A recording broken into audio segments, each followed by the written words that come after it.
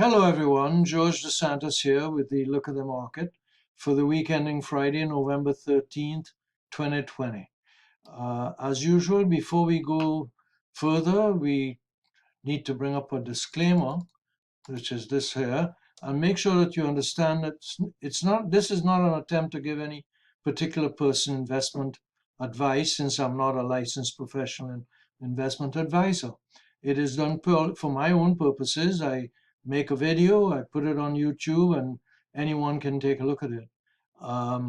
So with that in mind, let's begin to take a look at some charts.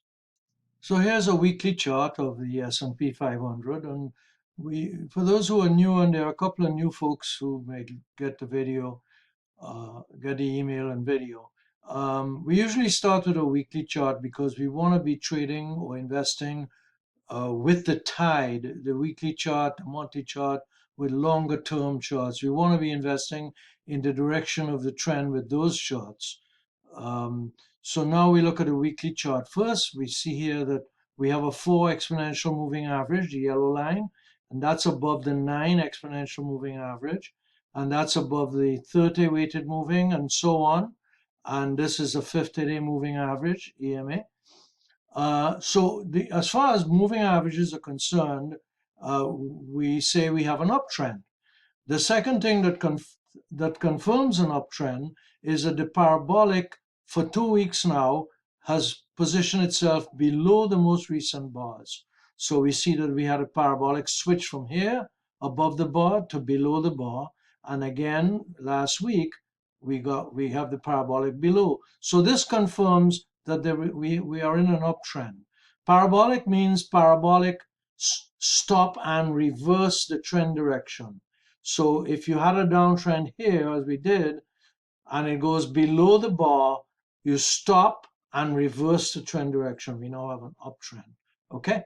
Now, last week we had what is called in candlestick terminology a doji here. Some people would say it's a dragonfly or whatever, but it's a doji.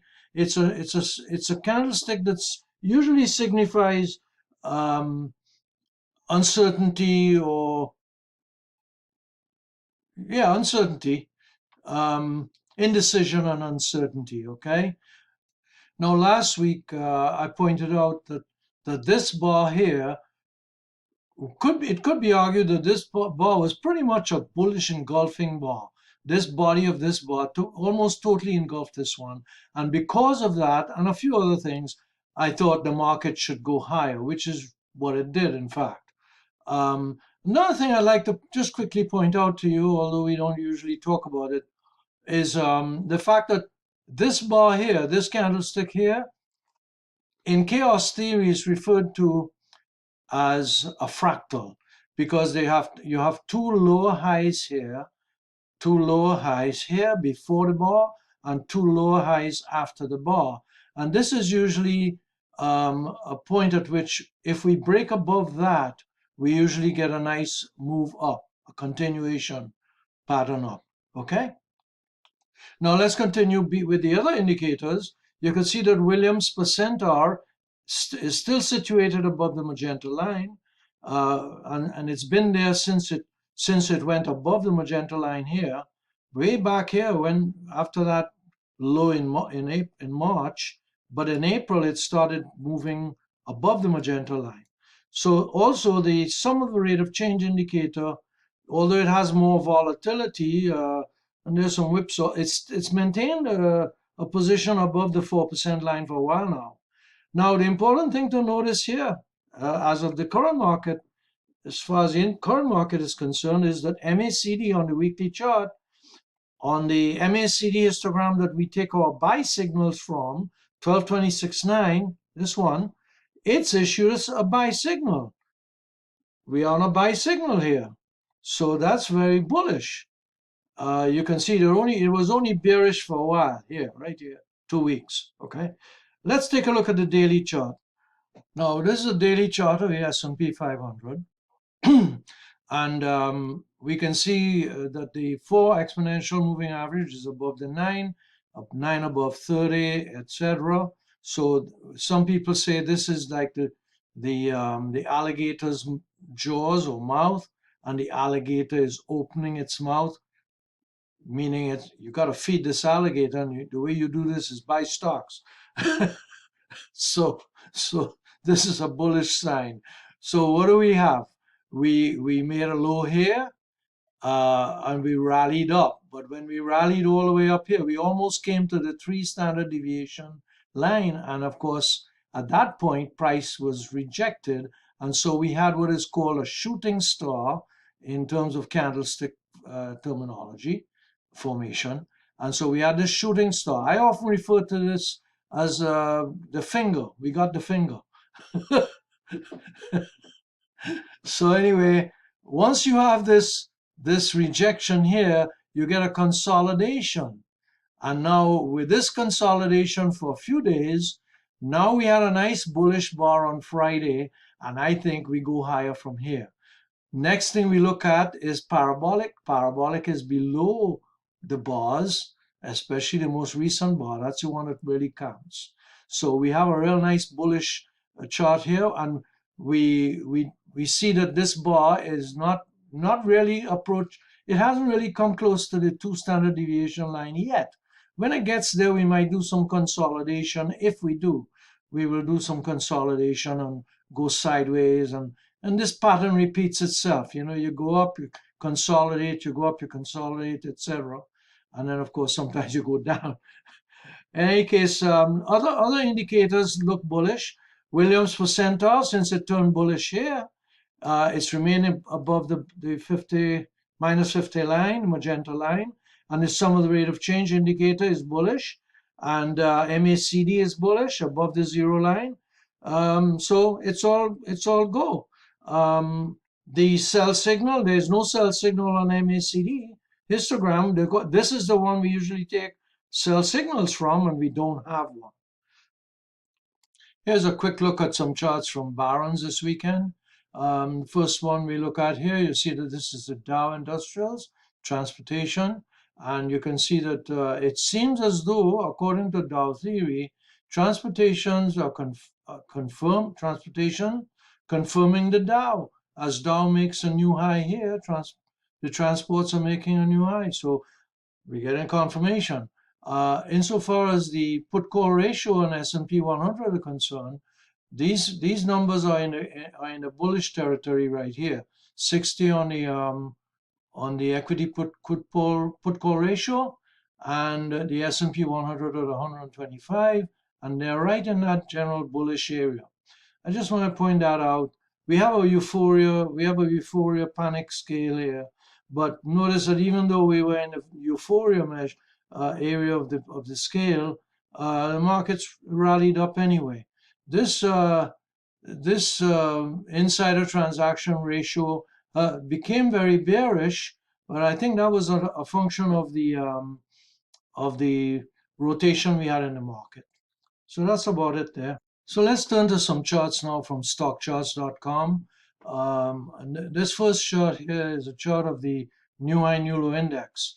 And so you can see that it really turned very bullish here. We got a number of many more new highs and new lows, is basically what it is. This one here shows us the impulse indicator. And for those of you who are new, this one is a chart showing Alex Elder's paint bars that indicate the what he calls the impulse indicator. When it's green, when the bar is green, it's a censoring system. When the bar is green, you should not go short. You should not sell a market short. It prevents you from doing that, in other words. It's censoring you. So right now it's green, and we should be looking to go long or to hold. Okay.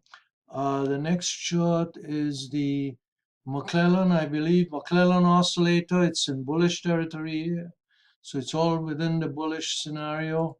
And on this one, you can see that since we made this low here in March, this is the percentage of stocks of the S&P 100 above their 200-day moving average. You can see that this is now 83%. So there's some serious buying going on here. People are buying. Investors are buying this market, you know. Okay. So let's turn to Shaken Analytics, and you know, I have my watch list up here, and I'll show you some here. And also what I wanted to point out is that Mark Shaken did a video recently. I think I sent it to those who get the emails, and he identified what he called 5 stocks for the year-end rally. So I'll show you those 5 now. ADS is one. That's Allied Data Science System. Okay, is one. Alliance Data System. It's now overbought, but it was up 6%, 6% on Friday. The second one was FDX, FedEx, right? FedEx was up a bit. It's not quite oversold. We'd like to buy them when they're oversold, of course, but it's been trending up. But you know, it's up the 21-day average. So this is certainly an area where I would consider buying it right here. I don't own it right now. I owned it for a while. Another one is Google. Where does he have Google? Here's Google. Now Google is in the overbought territory, so one might, consider buying some of it here if you want to buy Google or options on Google. But I would say if we wait for pullback to the 21-day average, better opportunity. The next one is Pinterest. This one, PINS, and you can see this one was nicely positioned for buy, and it was up 3.5%, 3.4% on Friday. So that was a good buy. He made a good call here. Came off the 21-day average and up here. And the last one was TMO. Where is TMO? If I could find it here. Hold on. Yeah, here's TMO, which is Thermo Fisher Sciences. So those are the Shaken's picks for the end of the year. Now you can see this is my main watch list, and you can see when it's green here, green percentage here, it means the last day, that was Friday. On Friday, these were all up, except these two here, but all of these that were green were up on Friday. So we had a great day insofar as my watch list is concerned, all the way down to the neutral rated stocks. So this is my main watch list. But let me show you another one. I've been getting some emails from a company called Bar Charts, and they give you one of their picks for the day. So I just, every time I get one, I put it on this list here. And one of them I own, that's SIG, this Signet Jewelers. You could see it was oversold. I bought it when it was oversold. We had a change of personality. I like that. And it looked pretty good. It was coming off the 21-day average a few days ago, and it's still trending up. So I have a nice little gain in that. It was up almost 6% on Friday, but they also recommended this one. But some of these are overbought, but this one is not. This is almost oversold and change of personality. This is United Technology. I sent you the chart. Those of you who get the emails from me, and I like this. It looks interesting to me. Let's put it that way.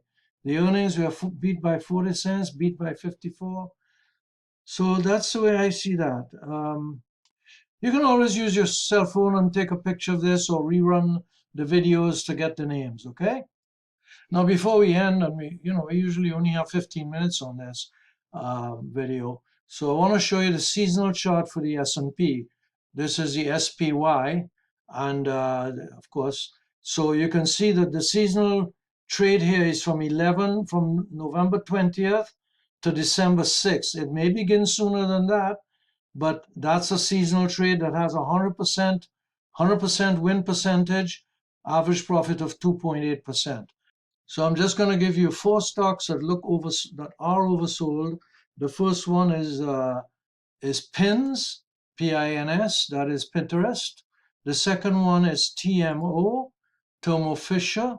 The third one is Tapestry, and the fourth one is UTRHR. So those stocks are all bullish and are oversold in case you wanted to trade them. Folks, I hope you have a good weekend, and we'll attempt to do this again next week, and perhaps you get a couple of emails during the week. Have a nice day. Bye-bye.